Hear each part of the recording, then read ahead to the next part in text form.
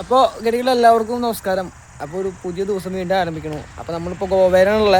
ഗോവ എന്ന് വെച്ച് കഴിഞ്ഞാൽ ഞാൻ ഇന്നലെ ഇലക്ഷൻ റിസൾട്ടൊക്കെ അറിഞ്ഞു. പിന്നെ മേലെ ആകെ വയ്യാണ്ട് ഫുള്ള് ലീവായിരുന്നു. ഇന്നലെ ഞാൻ യാത്ര ചെയ്തില്ല. മിനിഞ്ഞാന്ന് രാത്രി ഇവിടെ എത്തിയതാണ് കേട്ടോ. ഗോവ ബോർഡർ കഴിഞ്ഞ് കുറച്ച് പോന്നിട്ടുള്ളൂ. അപ്പോൾ ഇവിടുത്തെ കാര്യങ്ങൾ കാണിച്ചു തരാം. ഇത് ഒരു ഫോറസ്റ്റ് ഏരിയ ആണ് കേട്ടോ. ഇനി ഇവിടുന്ന് അങ്ങോട്ട് കുറച്ച് കാടും കാര്യങ്ങളൊക്കെ ഉണ്ടെന്ന് പറഞ്ഞു ചെറുതായിട്ട്. അപ്പോൾ ഇവിടെയാണ് ഇന്നലെ ടെൻ്റ് അടിച്ചത്, സ്റ്റേ ചെയ്തെല്ലാം ഇവിടെയായിരുന്നു. അപ്പോൾ ഇവിടെ നിന്ന് ഇനി യാത്ര തുടങ്ങാൻ പോവാണ് കേട്ടോ.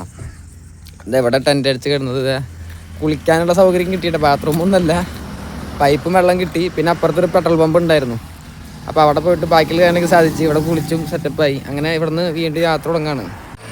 സത്യം പറഞ്ഞാൽ തീരെ വയ്യ എന്ന് വെച്ചാൽ മേലൊക്കെ ആകെ വേദനയും കാര്യങ്ങളൊക്കെ ആയിട്ട് ഇങ്ങനെ എന്താ പറയുക, കാലാവസ്ഥയിലാന്ന് തോന്നുന്നു, ഫുൾ അവസ്ഥയാണ്.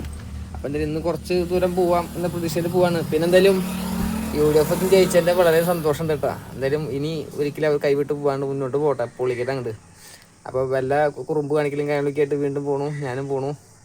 അപ്പോൾ എന്തായാലും യാത്ര തുടങ്ങാം. എന്തായാലും കാണുമോ കാണില്ലെന്നൊന്നും അറിയില്ല. എന്തായാലും ഇനി ഗോവയിലൂടെ ആയിരിക്കും കുറച്ചാൾ പോവാ.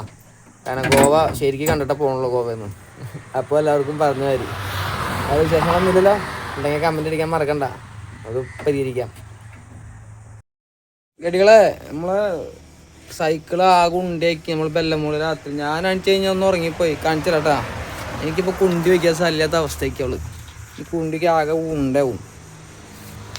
ഡി ഇത് എന്നിട്ട് കാണിച്ചു തുടങ്ങി. ഇത് ഒരു ഗ്യാപ്പ് കിട്ടി സുഖമായിട്ട് തലയ്ക്കും കാലും പുറത്തിടാൻ വേണ്ടി ഗ്യാപ്പ് ഇട്ട് കൊടുത്ത്. അവൾ ഈ ഗ്യാപ്പിൽ കൂടെ ഉണ്ട് സീറ്റ് ഇവിടെ കടിച്ച് കീറി. ആദ്യം ഒരു സീറ്റ് ഉണ്ടായിരുന്നു, അത് കടിച്ച് കീറിയിട്ട് അവസാനം നമ്മുടെ അമ്പാടി നമുക്ക് തന്ന സീറ്റാണിത്. അമ്പാടിയുടെ അത് ഈ ലെവലാക്കി മോശമാക്കില്ല. ഇപ്പം അല്ല എനിക്ക് ഇനി ഒരു സീറ്റില്ലാണ്ട് എങ്ങനെ ഇരിക്കാൻ പറ്റും കുണ്ടി വെച്ചിട്ടാകുമ്പോൾ. എൻ്റെ കുണ്ടി വെക്കാൻ എനിക്ക് ഇഷ്ടം പോലെ സ്ഥലം അതിൻ്റെ ഉള്ളില്ലേ. എന്നിട്ട് കാണിച്ചിട്ടാണത് വളരെ മോശമായിട്ട് പല്ലേ. ഇനി ഇവിടുന്ന് അങ്ങോട്ട് പോകുമ്പോൾ എൻ്റെ കുണ്ടി വെച്ചിരിക്കാൻ എനിക്ക് സ്ഥലമില്ല കേസ്, ആകെപ്പെട്ടു. ഇനി വല്ല സൈക്കിളോടൊക്കെ എത്തിയിട്ട് സാധനം മേടിക്കണം. എന്താ അവസ്ഥ എന്നുള്ള ദൈവത്തിൻ്റെ കയ്യിലാണ്. എന്തായാലും ഇറങ്ങാം.